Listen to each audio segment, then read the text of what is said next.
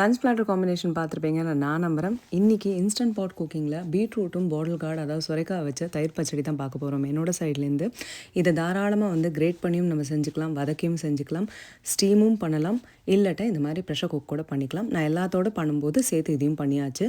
பீட்ரூட்டையும் பாட்டில் கார்டையும் தனித்தனியாக கிரேட்டும் பண்ணிக்கலாம், விப்பர் மோடில் மிக்சிலையும் நம்ம குறைன்னு அரைச்சிக்கலாம், இல்லாட்டா இந்த மாதிரி ஃபுட் ப்ராசஸர்லையும் அரைச்சிக்கலாம். இந்த 3 டயர் கண்டெய்னர் நான் அமேசானில் வாங்கினேன். அதோட லிங்க் என்னோட பயோவில் இருக்குது, ஸ்டோரியிலையும் திருப்பி ஷேர் பண்ணுறேன். இது ரொம்ப ஈஸியாக இருக்கும் எல்லாத்தையும் ஒன் பாட் குக்கிங் பண்ணும்போது.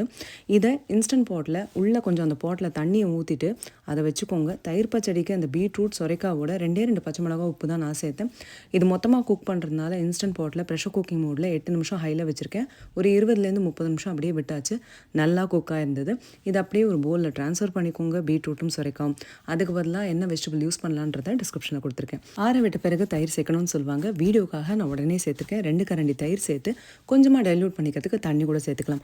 பொடியாக நறுக்கின கொத்தமல்லி தழை சேர்த்திங்கன்னா ரொம்ப வாசனையாக இருக்கும். இந்த கொத்தமல்லி தழை வைக்கிற ஹர்ப் கண்டெய்னர் ஏற்கனவே கேரட் பச்சடியில் நான் காமிச்சிருக்கேன்.